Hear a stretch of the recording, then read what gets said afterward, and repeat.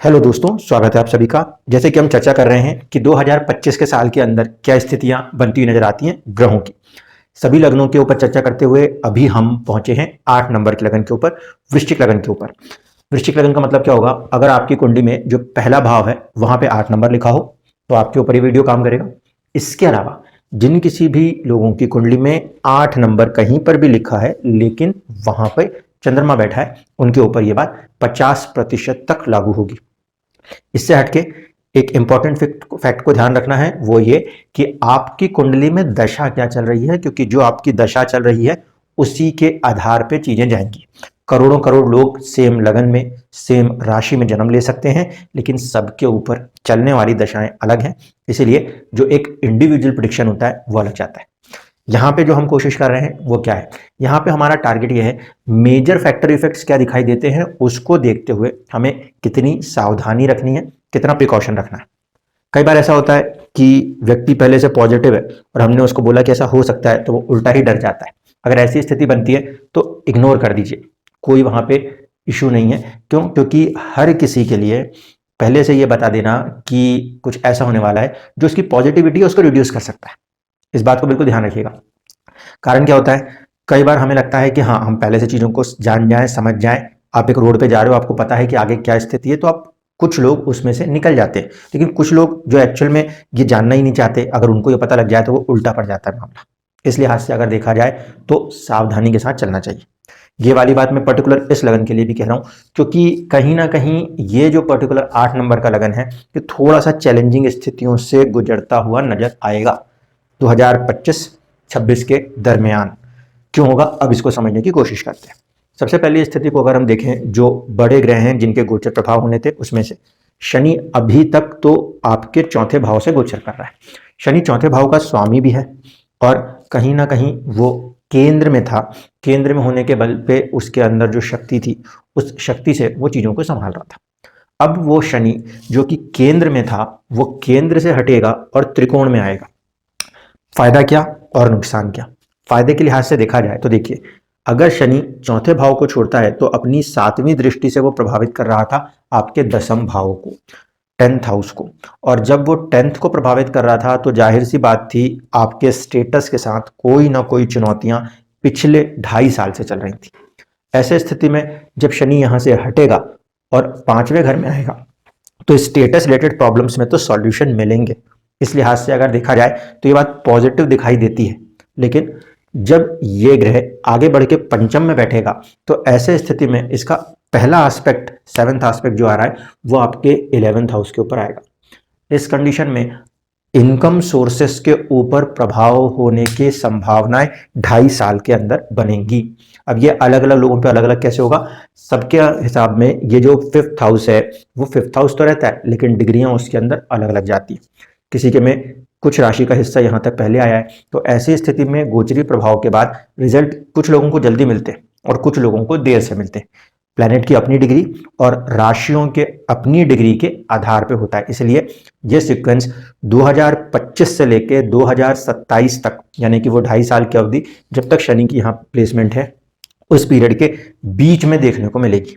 तो ऐसे कंडीशन में पहली चीज प्रिकॉशन के साथ, सावधानी के साथ अपने इनकम और अपने सेविंग्स को मैनेज करते हुए चलने का साल कहा जाएगा 2025 और कुछ हद तक 2026 भी, क्योंकि जब तक वो मिड को पार नहीं करेगा वो अपने पीक पे असर दिखाने की कोशिश करेगा। तो यहां पे हमको सावधान रहना चाहिए। नंबर 2, जब शनि यहां बैठेगा तो तीसरी दृष्टि जो होगी वो आपको मिलेगी 7th हाउस के ऊपर। ऐसी कंडीशन में लोगों के साथ आने वाली साझेदारियां और जो वैवाहिक है उनके वैवाहिक जीवन के ऊपर इसका असर पड़ सकता है। तो थोड़ा सा माइंड को पहले से प्लान करके, प्रिपेयर करके चलना होगा। यानी कि सामने वाले व्यक्ति अगर हमें प्रोवोक भी करता है तो वहां पे हमें प्रोवोक में फंसना नहीं है, अन्यथा लोगों के साथ होने वाली साझेदारी या वैवाहिक जीवन के ऊपर भी तनाव की स्थितियां उत्पन्न हो सकती हैं। 8 नंबर के लगन के लिए ये जो फैक्टर इफेक्ट रहने वाला है 2025 और कुछ हद तक 26 का, वो फैक्टर इफेक्ट थोड़ा सा उनके पेशेंस को टेस्ट करने वाला कहा जा सकता है। ठीक है, इस बात को समझिएगा। इस पे इफेक्ट आ गया है, इसके इफेक्ट आ रहा है, इसके बाद 10th एस्पेक्ट का जो है वो इफेक्ट यहां पर आ रहा है। यानी कि आपके इनकम पे भी असर हो रहा है तो आपके सेविंग्स के ऊपर भी असर हो रहा है और आपके साझेदारी के ऊपर भी असर हो रहा है। अगर ये चीज पॉजिटिव सेंस में जाती है, अगर ये चीज पॉजिटिव सेंस में जाती है तो उस कंडीशन में हम ये कह सकते हैं लंबी यात्राओं के साथ नए आय के स्रोत, जिसके बल पर आपके सेविंग्स के अंदर नई एडिंग होने की संभावना बनती है।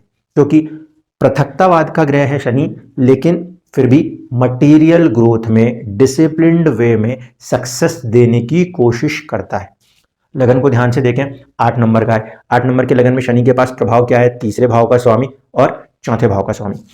केंद्र का स्वामी है तो अपनी अशुभता खो देगा, लेकिन तीसरे भाव का स्वामी है तो न्यूट्रल हो जाएगा।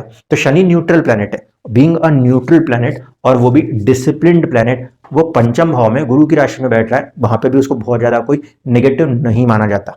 ऐसे कंडीशन में शनि की प्लेसमेंट्स को लेकर हम यहाँ पे 50% इसको न्यूट्रल मानते हुए इजी गोइंग मान रहे हैं। लेकिन एस्पेक्ट के लिहाज से अगर हम देख रहे हैं तो क्योंकि उस पर्टिकुलर लगन के लिए कोई बहुत ज्यादा सपोर्टिव हैंड नहीं बनता, उस कंडीशन में आपको थोड़ा सा चुनौतियों के साथ बढ़ते हुए अपने आप को महसूस कर सकते हैं 2025, 2026 और थोड़ा सा पार्ट ऑफ 2027 तक के लिए। तो शनि की मूवमेंट के बेस पे तो ये समझ में आता है। जो लोग किसी भी प्रकार के प्रेम संबंध या संतान संबंधित चीजों के साथ कनेक्ट हो रहे हैं तो वहां पर भी देखा जाए तो शनि का प्रभाव आ रहा है। यानी इन दो चीजों के ऊपर आपको बहुत ज्यादा या तो वेल डिसिप्लिन्ड होना पड़ेगा या फिर पहले से अपने आप को वहां से सेफली बाहर रखना पड़ेगा, क्योंकि जिम्मेदारियां दिखा रहा है। शनि जब भी मूव करेगा, जिस भाव से मूव करेगा, 2.5 साल तक वहां बैठ के धीरे धीरे करके उस चीज के लिए तैयार करेगा। और तैयार करने का तरीका यही है कि पहले वहां से थोड़ा सा परेशान करते हुए धीरे धीरे करके बिल्डअप करता है। तो यहाँ पर 5th हाउस जो है वो टारगेट पे रहेगा 2.5 साल के लिए। और ये 5th हाउस किन किन चीजों को रिप्रेजेंट करता है? संतान को, प्रेम को, हमारी विद्या को और कहीं ना कहीं काइंड ऑफ हमारी क्रिएटिविटी को। तो अगर डिसिप्लिन्ड में चलते हुए, क्योंकि शनि जैसा ग्रह है जो कि धीरे धीरे बट कंसिस्टेंट काम करना रिप्रेजेंट किसे करता है? कूर्म रूप, कछुए को। तो अगर व्यक्ति अपने बुद्धि बल को धीरे धीरे करके विकसित करता हुआ नजर आता है तो अपनी छवि को भी, अपने आय को भी, अपने सेविंग्स को भी, तीनों को ग्रो करने में सक्सेसफुल होगा। लेकिन मुद्दा यही है, आज की तारीख में पेशेंस शब्द सबसे खतरनाक शब्द है। हर व्यक्ति को हर चीज इंस्टेंट चाहिए, तो वो चीज अगर इंस्टेंट के तौर पे देखेंगे तो प्रॉब्लम आएगा। कंसिस्टेंटली आपको धीरे धीरे करके अगर आप मूव करते हैं तो जाकर यहाँ पे आपको 2.5 साल में जो परेशानी के साथ आप निकल रहे हो वो आपको एक फ्रूटफुल रिजल्ट देने में सक्षम होगा। जो मेजर चैलेंज एस्पेक्ट है वो इस बात को लेकर है कि शनि तो आ गया पंचम में, कोई बुराई नहीं, लेकिन राहु की मौजूदगी आ जाएगी 4th हाउस में। ये वाला मूवमेंट हो रहा है हमारे लिए मार्च के एंड तक, और राहु के मूवमेंट जो हो रहा है वो मई के एंड तक हो रहा है। तो जो मई तक जाकर राहु अपनी मूवमेंट करेगा, उसके बाद से ऑलमोस्ट 1.5 साल तक के लिए मन के अंदर 4th हाउस है, वहां पे बेचैनी या एंग्जाइटी की स्थिति रह सकती है। तो इसको काउंटर करना इंपॉर्टेंट होगा, क्योंकि 4th हाउस में राहु की मौजूदगी ने कई बार एंग्जाइटीज को ही रिप्रेजेंट किया है। उपाय के तौर पे अगर यहाँ पे देखा जाए तो नंबर 1 होता है योगासन का सहारा लेना। शनि की राशि है, प्राणायाम का सहारा लिया जा सकता है। तीसरी बात जो यहाँ पे हो सकती है तो वो ये कि दुर्गा जी की उपासना की जा सकती है राहु को यहाँ पे देखते हुए। ये स्थिति 1.5 साल तक के लिए है, तो किसी भी प्रकार की एंग्जाइटी फैक्टर्स को थोड़ा सा खुद में नियंत्रित करने के लिए आपको तैयार रहना होगा। केतु की मौजूदगी है, वो भी कहाँ पर है? 10th हाउस में। अब देखो, केतु जैसा ग्रह जब 10वें भाव को प्रभावित करता है तो दो ही चीज होती है, या तो त्याग होता है या फिर झंडे गड़ते हैं। या तो त्याग होता है या फिर झंडे गड़ते हैं। त्याग की स्थिति कब बनती है? जब आप किसी काम को कर रहे हो और उसके माहौल से आप अपने आप को एडजस्ट नहीं कर पा रहे होते, तब आप किस में फंस जाते हो? उस चीज से बाहर निकलने की कोशिश करते हो, उस चीज को छोड़ देते हो। लेकिन अगर उसी काम के अंदर आप अपनी बारीकियों को सीखते जाते हो तो फिर आप उस काम में झंडे गाड़ देते हो। तो यहां पर आपके पास इन 1.5 सालों के अंदर, वो भी कब से? मई के बाद से 1.5 सालों के अंदर आपके पास एक सिचुएशन ऐसी बनती हुई नजर आ रही है। धीरे धीरे करके कंसिस्टेंट अपने वर्क को डेवलप करें, ग्रो करें माइंड के साथ, और यहाँ पर चीजों में बारीकियां हासिल करें। उस केस में यहाँ पर भी आप अपने झंडे गाड़ पाएंगे। आपको शनि की तीसरी दृष्टि शुक्र की राशि के ऊपर है, जो कि सक्सेस देने में कहीं ना कहीं हेल्प कर सकती है।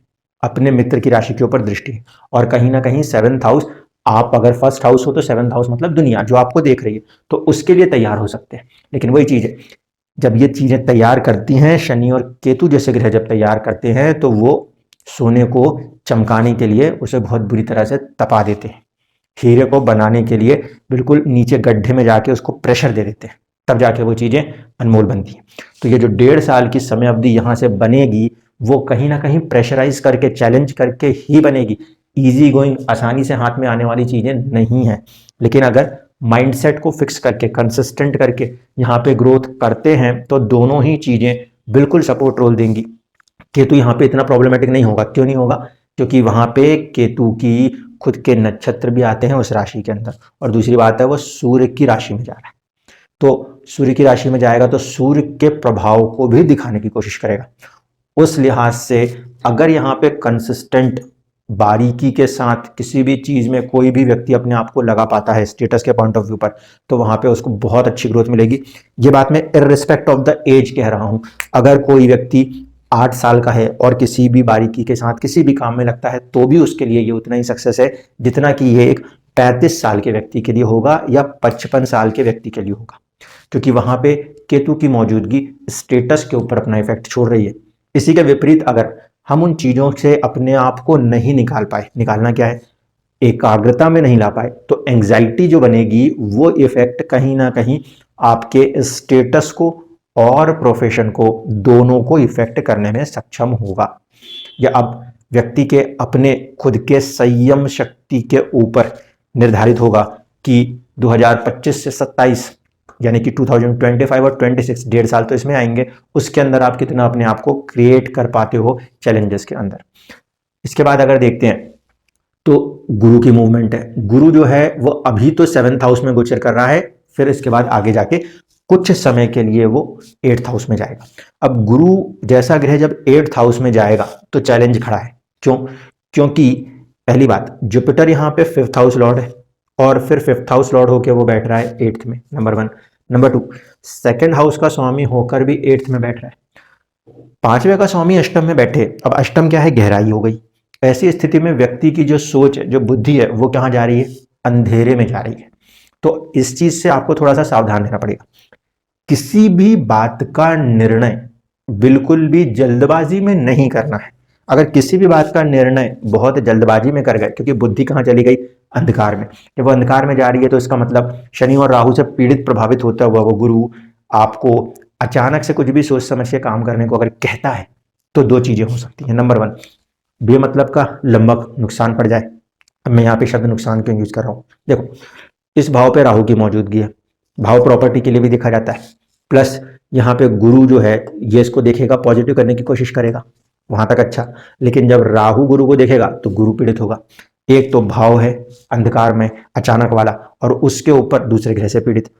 अब किस चीज को इफेक्ट करेगा? या तो पंचम को इफेक्ट करेगा, तो पंचम में क्या है? प्रेम और संतान। संतान को तो कुछ नहीं कर रहा, प्रेम को कर सकता है, नंबर 1।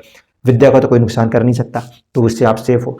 बचता है 2nd house. 2nd house wealth के लिए देखा जाता है, सेविंग्स के लिए देखा जाता है। तो अचानक के चक्कर में किसी भी प्रकार का वेल्थ का लॉस अचानक से ना करें, इसके लिए आपको सावधान रहना पड़ेगा।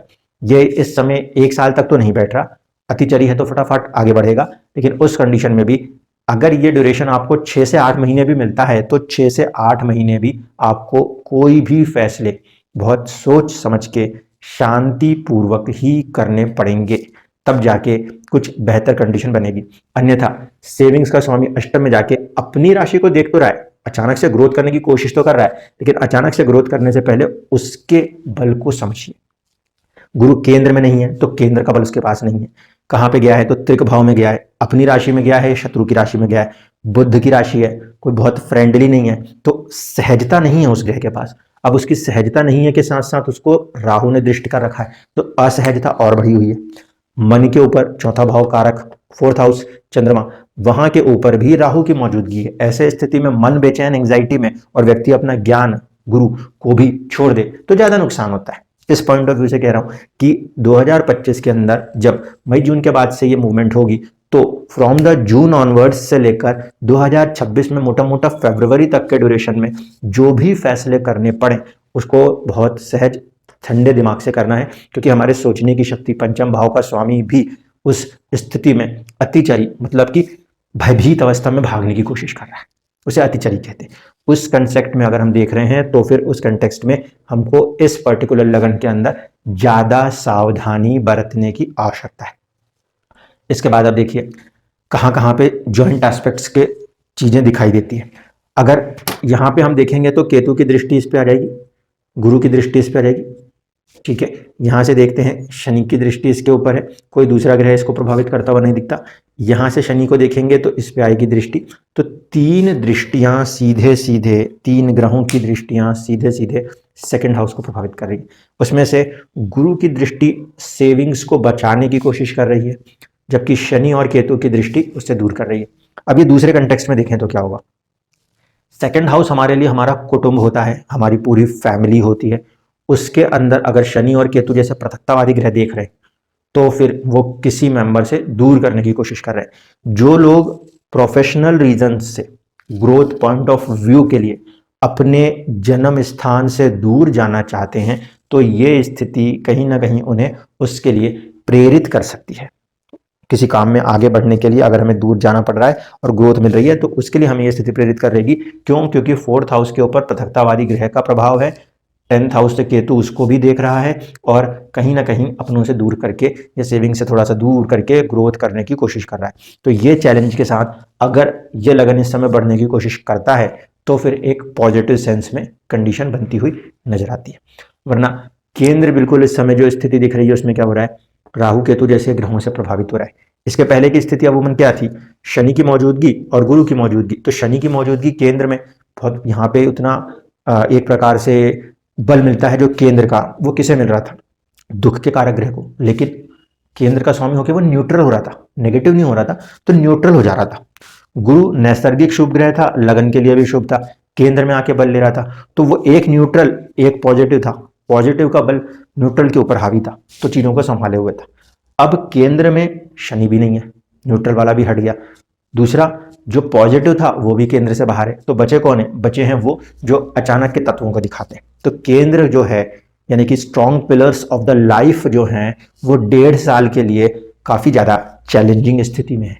और उसको ध्यान में रखते हुए चारों केंद्र लाइफ के 4 पिलर्स होते हैं, वो कहीं ना कहीं इस समय कठोर ग्रहों के प्रभाव में, पृथकतावादी ग्रहों के प्रभाव में, तो वो चीजें असर करती हुई नजर आ सकती है 25-26 के अंदर। उसके लिए थोड़ा सा प्रिपेयर रहते हुए आगे चलना है। पॉजिटिव सेंस में अगर देखा जाए, ठीक है, तो पॉजिटिव सेंस में यही कहा जा सकता है कि ये वो समय अवधि है जहां पे व्यक्ति को अंदर झांकने की स्थिति खड़ी हो रही है।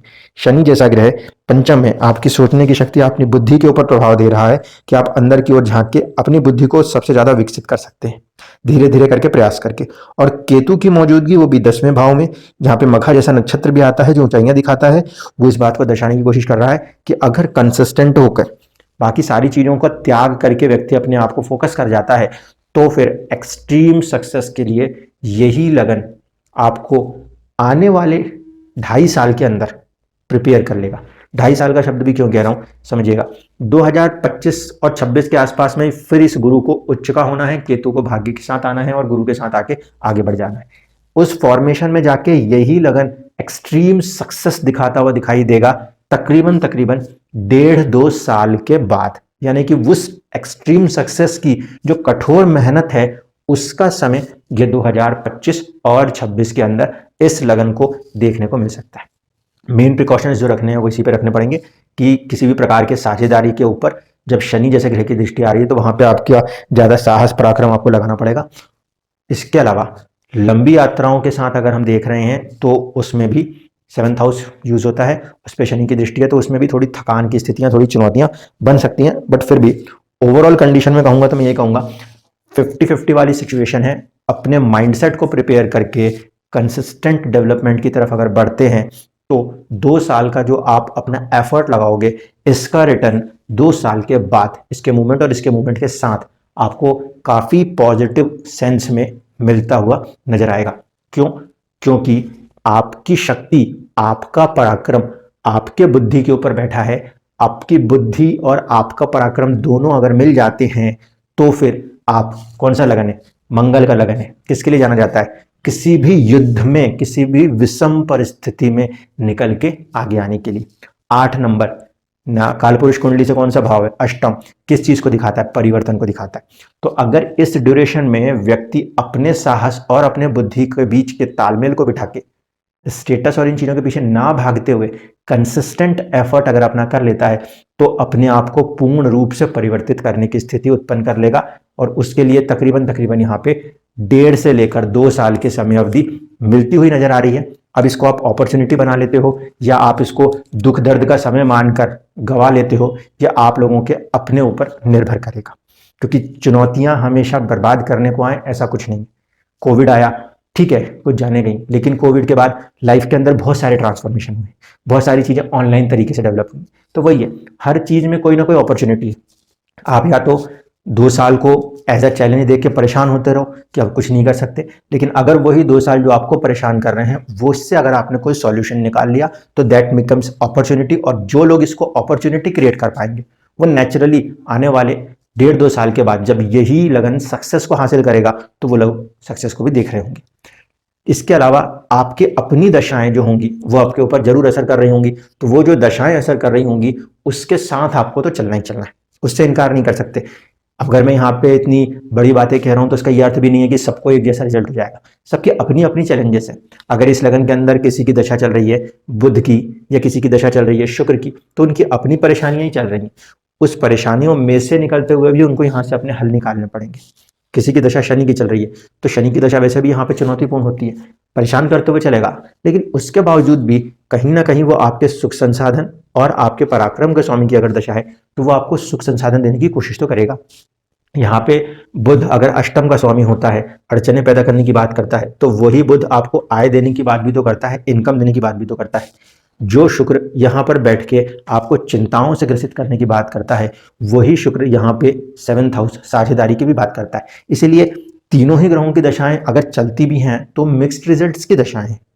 वहां पर भी आपको ऐसा नहीं है कि जिंदगी में पूरी दशाओं में सिर्फ बुरा ही बुरा होना है, वहां पर भी पॉजिटिव होना है। मंगल चल जाए, छठे का स्वामी, पहले और छठे का स्वामी खुद है, वो भी 50-50 होता है। सूर्य यहाँ पे पॉजिटिव सेंस में आता है, चंद्रमा यहाँ पे पॉजिटिव सेंस में आता है। सूर्य और चंद्रमा को छोड़ के बाकी सारे ग्रह भी तो चलेंगे। उस लिहाज से देखा जाए तो ये जो लगन होता है ये वैसे भी संघर्ष में से उन्नति को हासिल करना।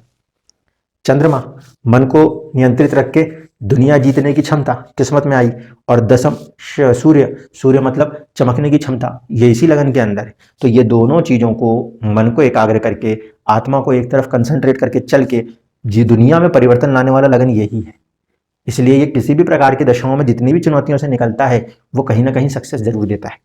इस बात को अगर ध्यान से समझते हैं तो अपनी किसी भी दशा के साथ आप चल रहे हो, आपको अपने आप को कंसिस्टेंट करना है, और अगर आप उसे कंसिस्टेंट करते हो तो फिर 2 साल के अंदर सेम लगन रहेगा। और हर व्यक्ति जो इस लगन को बिलोंग करके पॉजिटिवली चल पा रहा होगा वो सक्सेस को पूरी तरीके से हासिल करेगा। धन्यवाद।